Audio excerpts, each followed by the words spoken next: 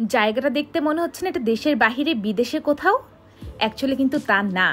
দেশের মধ্যেও যে বিদেশের মতো করে সুন্দর করে সাজিয়েছে, কোথায় সাজিয়েছে আজকের ভিডিওতে আমরা তাই শেয়ার করব। আসসালামু আলাইকুম সবাইকে আবারও ওয়েলকাম জানাচ্ছি আমাদের নতুন একটি ব্লগে। আর যারা এখন আমাদের পেজটাকে লাইক ফলো করেননি, প্লিজ লাইক ফলো করে সাথে থাকবেন।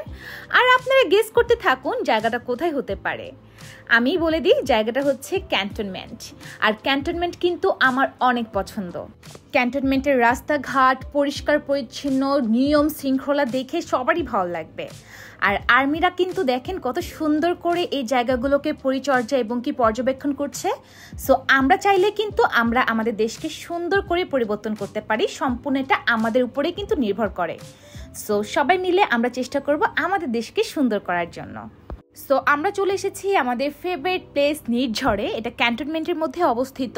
আর এই যে মসজিদটা দেখতে পাচ্ছেন, এটাকে অনেকে বড় মসজিদ বলে, অনেকে গ্যারিসন মসজিদ বলে। আর এই ক্যান্টনমেন্টের মধ্যে কিন্তু অনেকগুলো কমিউনিটি সেন্টার আছে, যেরকম হচ্ছে সেনাকুঞ্জ, তারপরে আছে প্রয়াস।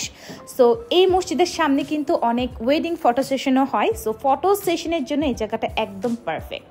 এবং কি যদি আপনার মন খারাপ থাকে, আপনি যদি এইখানে এসে, এখানে আশেপাশে অনেক বেঞ্চও দেওয়া আছে, আপনি যদি এখানে বসে থাকেন, আপনার পছন্দের কয়েকটা গান শুনেন, আপনার মনটাও ভালো হয়ে যাবে। আর এই দেখুন এখানে আমি কি করছি, অনেক দিন পর লজ্জাবতী গাছ রেখে লজ্জা দিচ্ছিলাম লজ্জাবতী গাছকে।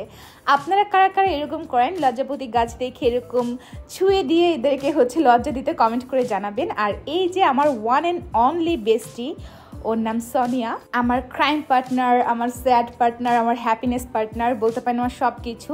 আমরা যখন একসাথে টাইম স্পেন্ড করি, আমাদের টাইমগুলো এত ভালো কাটে বলার বাহিরে। আমাদের জন্য দোয়া করবেন, আমাদের ফ্রেন্ডশিপের জন্য দোয়া করবেন। আর আমার এই ভিডিও দেখে যদি আপনারা আপনাদের বেস্ট ফ্রেন্ডকে মিস করে থাকেন, কমেন্ট বক্সে কিন্তু তাদেরকে মেনশন করতে পারেন। এবং কি আপনারা যে তাদেরকে মিস করছেন এটাও কিন্তু কমেন্টে জানিয়ে দিতে পারেন। সো এখানে আমি কিছু ছবি নিচ্ছিলাম এবং কি আমার এখানে আসার পরে অনেক ভালো লাগছিল।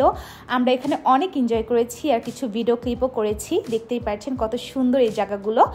আর একটা কথা না বললে নয়, ক্যান্টনমেন্টের মধ্যে কিন্তু অনেক ঘোরার জায়গা আছে। আমি জাস্ট আজকে একটা জায়গায় গিয়েছি নির্ঝরে, লাল দিঘি আছে, তারপরে হচ্ছে আরও অনেক জায়গা আছে। আমি যাব ওয়ান বাই ওয়ান। আপনারা যদি ক্যান্টনমেন্টের ভিডিওগুলো দেখতে চান অবশ্যই কিন্তু কমেন্ট করে জানাবেন। আর ক্যান্টনমেন্টে কিন্তু সিএমএইচে আমি হয়েছি, এটা হচ্ছে আমার জন্মস্থান।